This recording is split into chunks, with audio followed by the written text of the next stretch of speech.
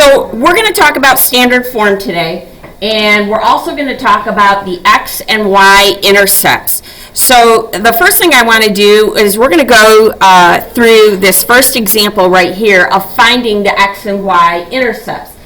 This is pretty easy to do when you have an equation that's in standard form. So let's talk about standard form here for a minute. Standard form.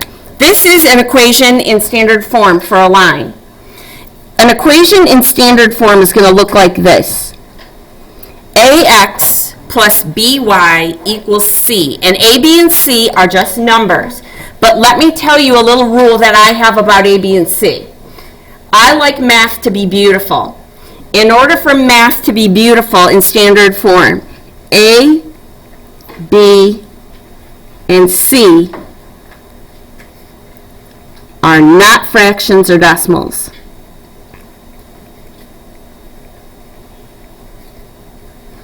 In a story problem, it's okay if it's a decimal, okay? But they are what we call integers. So let's put that in parentheses. Now, here's my second rule about this. A must be positive. We do not want to start out an equation in standard form with a negative. Now, your book, I will tell you, does not abide by this second rule at all. Your book, when they give you the answers, will leave that negative sitting there. I'm going to show you how to get rid of it. I do expect you to get rid of it.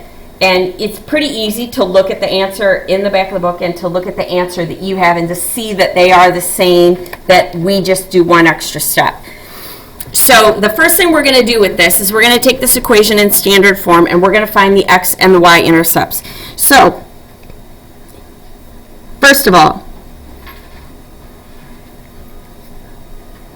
set y equal to 0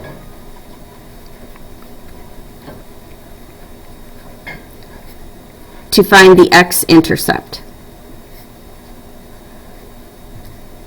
Okay? And to find the y-intercept, we set x equal to 0. So we are going to set x equal to 0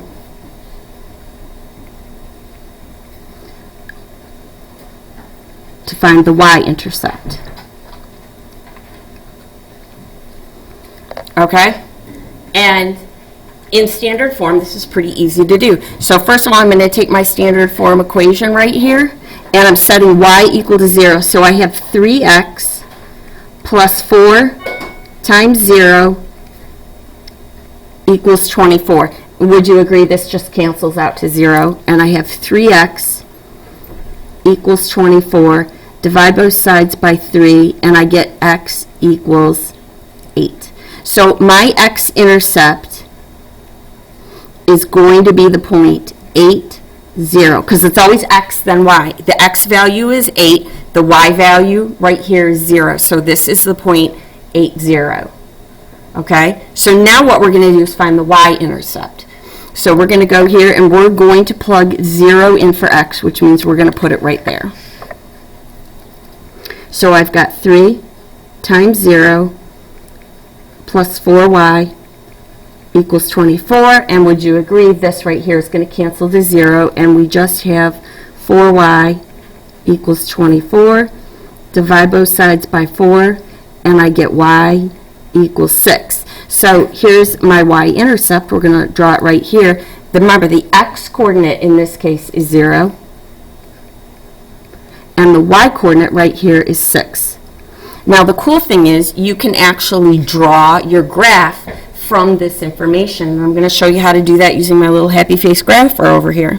So let me plop that down and get us a graph. There we go.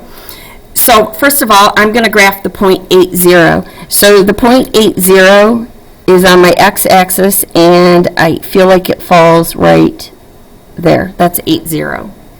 Okay? On my y-axis, I have the y-intercept. That is the point 0, 6 right there. So an x-intercept is always going to be a point on the x-axis, and the y-intercept is always a point on the y-axis. And then once you've got those 2 points graphed, you just put your ruler up there draw your line, and you have graphed your line. So this is yet another way to graph an equation for a line, and it works really well if you've got an equation in standard form. So let's go ahead, and I want to go down below at the bottom of the page. We'll do one more of these kind of problems, and we're going to do 3x plus 8y equals 12. So bear with me. I'm going to move the paper down here.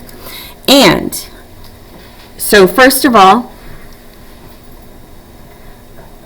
I want to find my x-intercept.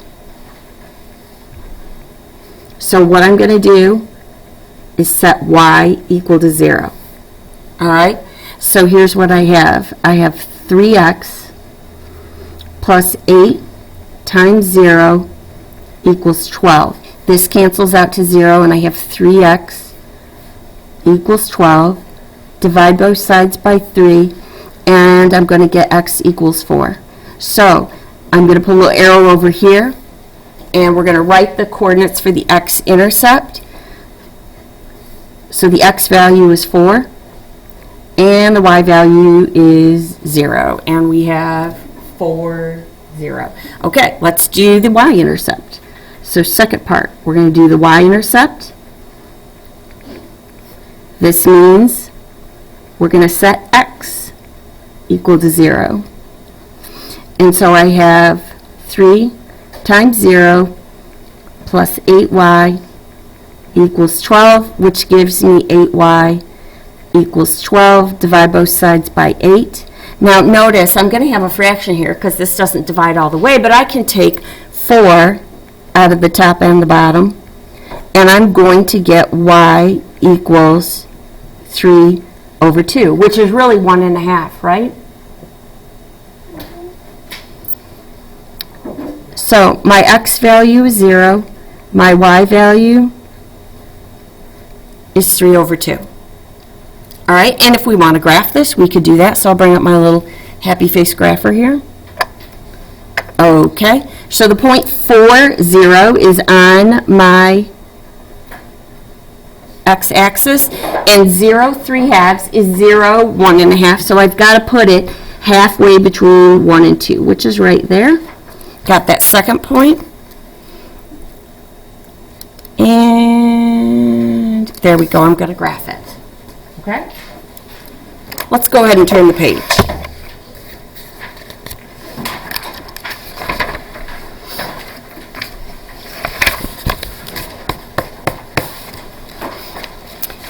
What you see here up at the top, example 2, we're going to skip doing this because I incorporated graphing into the last 2 problems. So when you get to the problems that tell you to graph, you're going to do it the way we just did on the previous page 15. I do want to go to the bottom of the page, and I do want to talk about horizontal and vertical lines. And this is something that you kind of just have to remember when you're dealing with horizontal and vertical lines. And that is that their equations look different.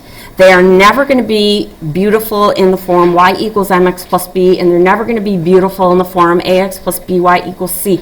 They're just different. So here is a vertical line. So let's go ahead and we're going to write vertical line here.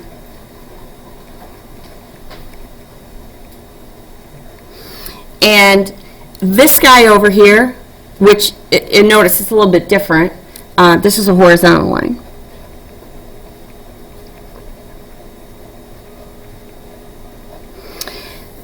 All vertical lines don't have a y anywhere in the equation.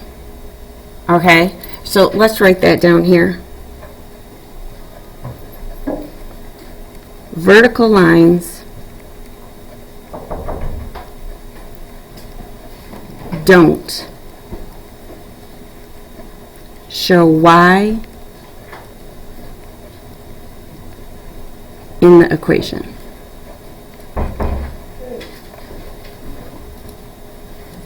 All right.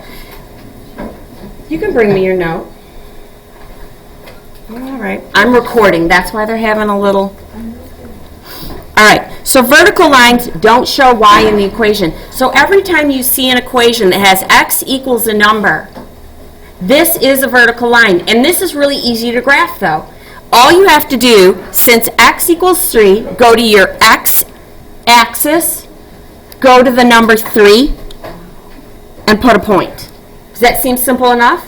Go to the x-axis, go to number 3, put a point. A vertical line is this direction. Okay, so don't get your vertical and horizontal mixed up. Vertical is up and down, so there's your vertical line. Now if you go over here to this is a horizontal line. Let's write a little note down here. Horizontal lines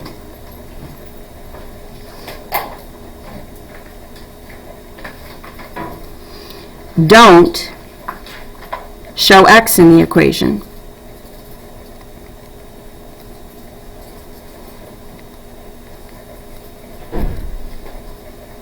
So when you see an equation for a line that is either missing an x or missing a y, you know it's either vertical or horizontal. If it's missing the y, it's a vertical line. If it's missing an x, it's a horizontal line.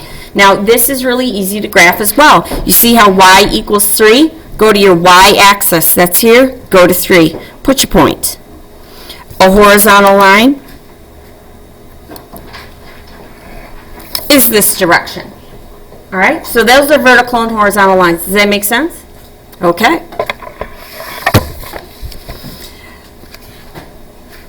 Let's go down to the bottom of page 17 here. And what we're going to be doing is we're going to be writing equations in standard form. And I've got the first one here is in y equals mx plus b form, and this is point slope form. So this is slope intercept because there's slope, there's the intercept. This is point slope. There's your point, there's your slope. All right?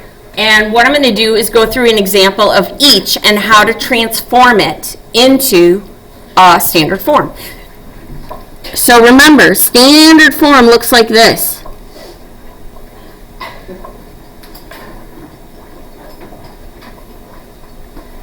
AX plus BY equals C.